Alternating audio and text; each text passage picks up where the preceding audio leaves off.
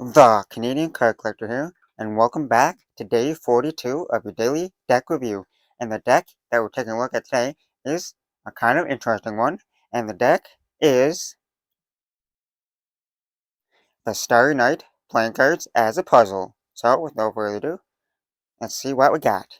Here we have a glossy finish tuck box here, and on the front, you got a picture of Van Gogh's Starry Night with a picture frame border here on the front, and then the Starry Night here. On the side it says, each card features detail of the Starry Night by Vincent van Gogh. Put the cards together to recreate the painting. It is a challenging puzzle. The other side just has like a green color, nothing, no words there. On the bottom you got a little bit of corporate information, and on the back you got a more like a zoomed in picture, part of the Starry Night picture, and then it says the Starry Night playing cards as a puzzle. There's nothing on top, just that green colorway. And you've got more of that like the painting style there. We'll take the cards out. On the inside of the tuck box, it's just plain white. Nothing fancy going on there.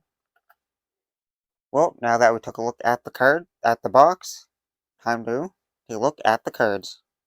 And here's the back design here. You got that same like paint style back design here, with like a little thin blue border here. And this is, believe it or not, a two-way back. It is a mirrored back design. So you flip it over, and they're both same on both sides, which is kind of nifty. Now for the cards you get with the deck. You get one Joker here that says Joker Joker with black font. Then you get a second Joker, and these are not identical Jokers. And then you get a second Joker that's in red font that says Joker Joker. And then you get the Ace of Spades here, which has custom pips, custom spades here.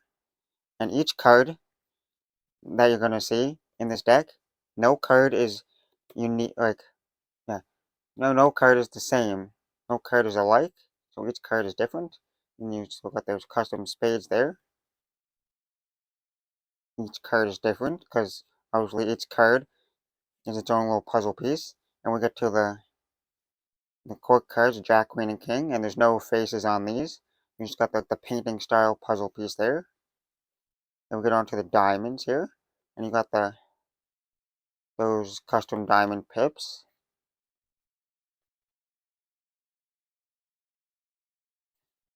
There.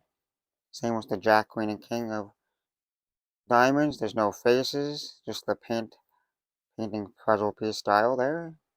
Same with the club, Jack, Queen, and King. No like court card faces. We get that custom clubs pips there.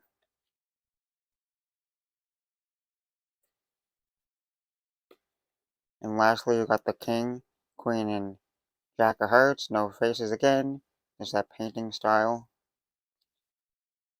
And then you got the custom heart pips for the hearts. And then the last two cards in the deck, you got two little like portrait style cards of Vincent van Gogh in that like paint style.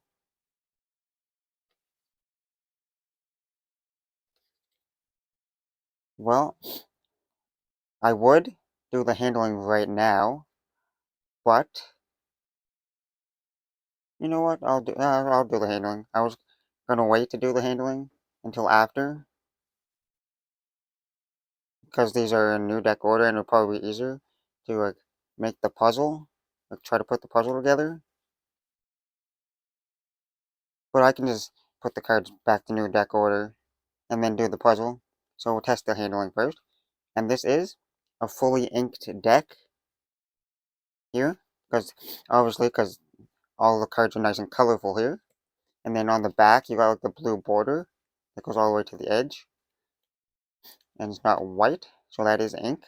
It is a fully inked deck, so the deck will be thicker, and when it's fully inked, the cards could chip on the edges here. So when you're using them, they could chip here on the edges, on the back design and the front, because the front are also fully inked. So, yeah, and like I said, it is probably a thicker deck because it is fully inked. So the springs could be a little bit more harder to do when it's fully inked. But no further ado, test the handling now with the springs.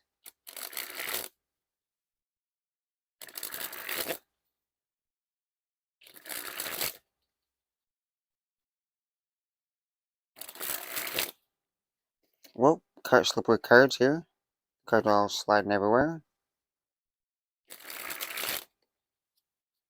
It is a little bit hard to spring. So you'd have to use this deck for a while to like break it in. But you wouldn't be really using these cards to like spring and stuff. It's just like a more of like a collector thing. Because you can't really like tell what cards are what really. Because they're kind of like, except for little corner pieces. But now on to, oh, we gotta fan the cards.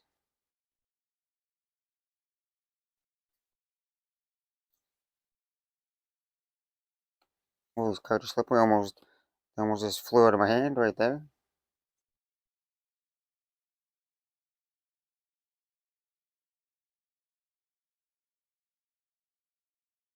Well, we got some nice fans, no clumping. They spread nice and even, which is nice. Now on to the Pharaoh. Yeah, they fared pretty okay that way. Now we'll do a reverse Pharaoh. They fared much better the opposite way. And I forgot to do a giant fan, so I would have to do two more Pharaohs here. It does Pharaoh that way, but not as easy. But you can still get a decent Pharaoh out of it. Giant fan of the back design. Nice, nice pretty blue color.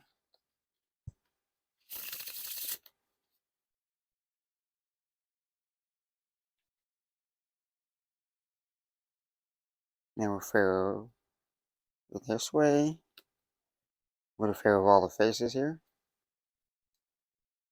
A nice crazy giant fan of all the faces here. They're fully inked. A full print face card. And one card just went flying away. It's just the Joker. Now to test a riffle shuffle or a bridge shuffle.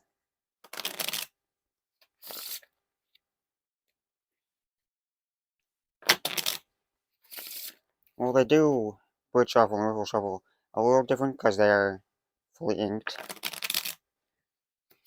So thicker cards. So they do feel a little different. Now for some packet cuts.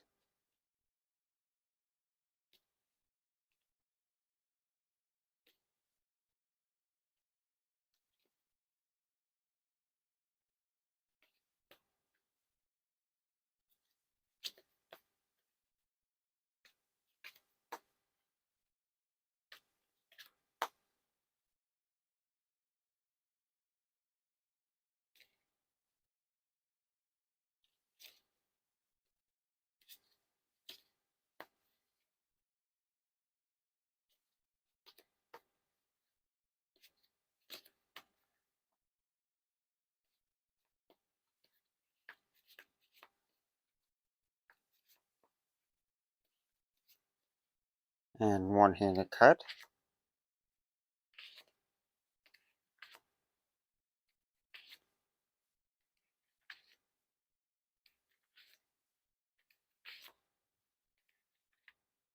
Nice one-handed cuts. Now to dribble the cards.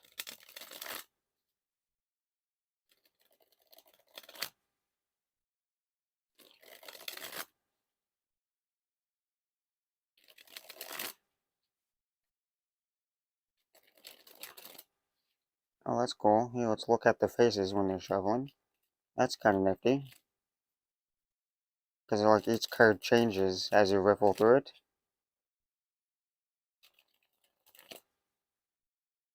And lastly, time to test the spreadability.